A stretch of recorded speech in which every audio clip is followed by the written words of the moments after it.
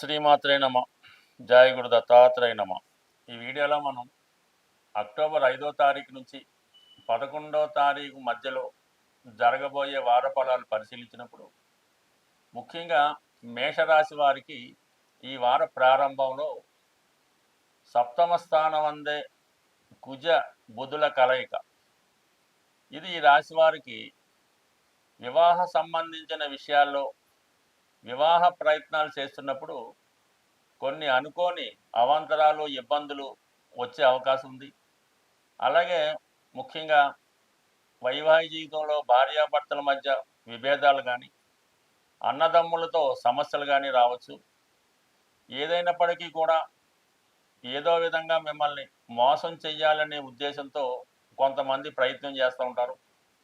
అలాగే మీ పార్ట్నర్సు ఇతరుల యొక్క అభిప్రాయాలు తీసుకొని మీ నుంచి విడిపోయే ప్రయత్నం చేయడం కానీ, లేదంటే మీరు జాయింట్గా చేస్తున్నటువంటి వ్యాపారాన్ని వారు స్వాధీనం చేసుకొని మిమ్మల్ని ఆ సంస్థ నుంచి బయట పంపే ప్రయత్నం కానీ చేసే అవకాశాలు ఈ బుధ కుజుల కలయిక వల్ల ఎక్కువగా ఉండే అవకాశం ఉంది. అయినప్పటికీ కూడా భాగ్యాధిపతి యొక్క గురువు దృష్టి సప్తమ స్థానం మీద పడటం వల్ల ఎటువంటి విభేదాలు అన్నదమ్ముల మధ్య కానీ, పార్ట్నర్స్ మధ్య కానీ వచ్చినప్పుడు కూడా అవి ఏదో విధంగా చివరికి మీకు అనుకూలంగా సాల్వ్ అయ్యే అవకాశం ఉంది. తొందరపడకుండా నిదానంగా వ్యవహరిస్తే ఎటువంటి సమస్య అయినా సరే కంప్లీట్గా పరిష్కారం అయ్యే అవకాశం ఉంది. అయితే ఇంచుమించుగా ఈ వారం 10వ తారీఖు వరకు కూడా 6వ స్థానంలో రవి ఇతర గ్రహాలతో కలయకుండా ఒకే గ్రహ సంచారం వల్ల అటు ఎటువంటి అధికారులతో విభేదాలు ఉన్నా, ప్రభుత్వ లావాదేవీల్లో చికాకులున్నా, కోర్టుపరమైన సమస్యలున్నా ఇవన్నీ కూడా మీకు సంపూర్ణంగా మీకు అనుకూలంగా సాల్వ్ అయ్యే అవకాశం ఉంది. అయితే ఈ ఈ వారం 10వ తారీఖు వరకు పంచమ స్థానంలో శుక్రకేతువుల కలయిక చాలా వరకు ఆర్థిక సంబంధించిన విషయాల్లో చాలా వరకు టైటు ఏర్పడే అవకాశం ఉంది. రావాల్సిన ధనం సకాలంలోకి రాకపోవడం వల్ల ముఖ్యంగా చెల్లించవలసిన బిల్లులు వగైరా ఉంటాయి, అవి వాయిదా పడే సూచనలు కూడా ఉన్నాయి. అయితే ప్రేమికుల మధ్య ఒక మాదిరి ఎడబాటు, మనస్పర్ధలు లాంటివి కూడా వచ్చే అవకాశం ఉంది. అయితే 10వ తారీఖు తర్వాత రవితో పాటు శుక్రుడు కూడా 6వ స్థానంలోకి ప్రవేశించడం జరుగుతూ ఉంటుంది. సో ఈ కారణం వల్ల ఏంటంటే మీకు మీ యొక్క కుటుంబ సభ్యులతో కానీ, అలాగే స్త్రీలతో కానీ విరోధం వచ్చే అవకాశం ఉంది. అలాగే అధికారంలో ఉన్నటువంటి స్త్రీలు, అంటే మీరు రాజకీయ రంగంలో ఉన్న, ప్రభుత్వ రంగంలో ఉన్న బాగా హోదా కలిగినటువంటి స్త్రీలతో విరోధం రావడం కానీ, లేదంటే మీ యొక్క అత్తవారి తరపు బంధువులతో కానీ విరోధాలు వచ్చే అవకాశం ఉంది. ముఖ్యంగా స్త్రీలకి ఈ 6వ స్థానంలో రవి, సప్తమంలో కుజుడు రెండు కూడా అటు భర్తతో కానీ, అత్తవారి బంధువులతో కానీ విభేదాలు వచ్చే అవకాశం ఉంది. కాబట్టి చాలా వరకు ఈ వారం అంతా కూడా సామరస్య ధోరణిలోనే ప్రతి విషయాన్ని కూడా సావధానంగా, నిదానంగా పరిష్కరించుకోవాల్సి ఉంటుంది. ఏమాత్రం తొందరపడినా అది దీర్ఘకాలిక విభేదాలకి కావచ్చే అవకాశం ఉంది. కాబట్టి చాలా నిదానంగా వ్యవహరించడం మంచిది. అయితే మీకు ముఖ్యంగా ఈ రాహుగ్రహం 11వ స్థానంలో ఉండడం వలన విదేశ అవకాశాలు కానీ, విదేశంలో ఉన్నటువంటి మిత్రుల ద్వారా సంపూర్ణ సహకారాలు పొందే అవకాశం ఉంది. అలాగే వారి యొక్క స్వలాభం కోసం మీ దగ్గర నుంచి వాళ్ళు ఏదైనా ధనాన్ని తీసుకోవాలనే ప్రయత్నం చేయొచ్చు. అంటే ఏదైనా అప్పు రూపంలో కానీ, ఏదైనా మీతో కొనిపించాలని కానీ ప్రయత్నం చేసి ఈ విధంగా మీరు అధిక మొత్తంలో ధనాన్ని నష్టపోవడం జరిగే సూచనలు ఉన్నాయి. కాబట్టి ఎంత ఆత్మీయ మిత్రులైనా ధన విషయంలో మాత్రం చాలా జాగ్రత్తగా వ్యవహరించండి. ఈ సమయంలో మీ చేతి నుంచి ధనం చేజారితే తిరిగి రావడం చాలా కష్టమవుతుంది.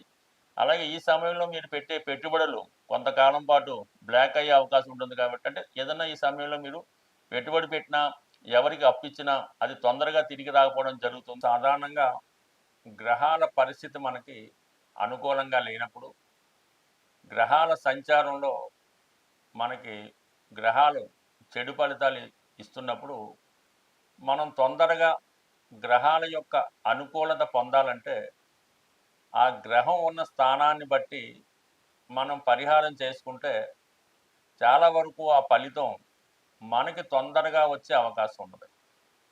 అంటే ప్రస్తుతానికి శని భగవానుడు మీనరాశిలో జలతత్వ రాశిలో ఉండడం వల్ల శనికి అధిదేవత అయినటువంటి శివుడికి అభిషేకం చేయడం ద్వారా మీరు తొందరగా మంచి ఫలితాన్ని పొందుతూ ఉంటారు. శని యొక్క అనుగ్రహానికి లోనయ్యే అవకాశం ఉంటుంది.